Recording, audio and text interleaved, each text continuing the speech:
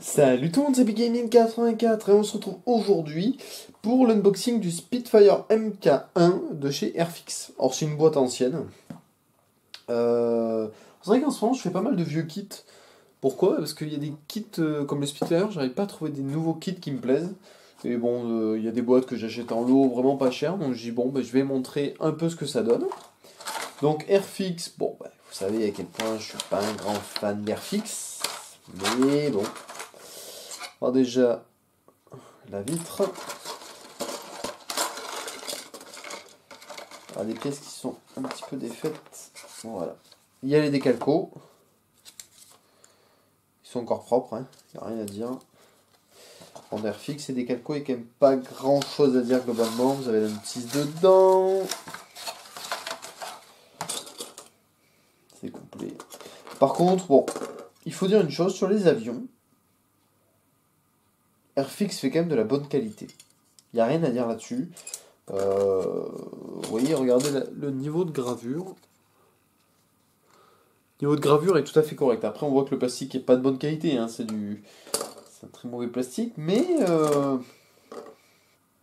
je trouve que globalement, c'est quand même assez propre. Le pilote. Voilà, par contre, on voit que c'est du Airfix. Très très mal fait.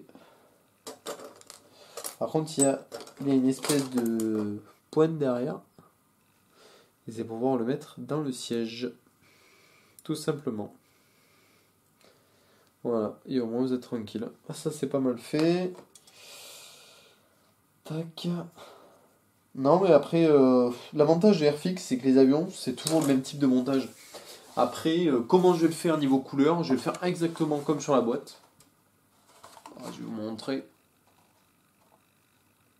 Voilà. Je vais le faire comme sur la boîte, ni plus ni moins. L'autre, je l'ai fait vert-bleu. Là, je vais le faire vert et ocre. Comme sur... ouais, c'est ocre, je pense. Histoire de changer, de varier. Histoire que... Et en espérant que mon aérographe fonctionne. Alors ça, c'est un kit, je crois, des années 80, quelque chose comme ça. Mais convient très bien pour faire du wargaming. Même du diorama, pour du diorama, il va très bien cet avion, il n'y a rien à dire.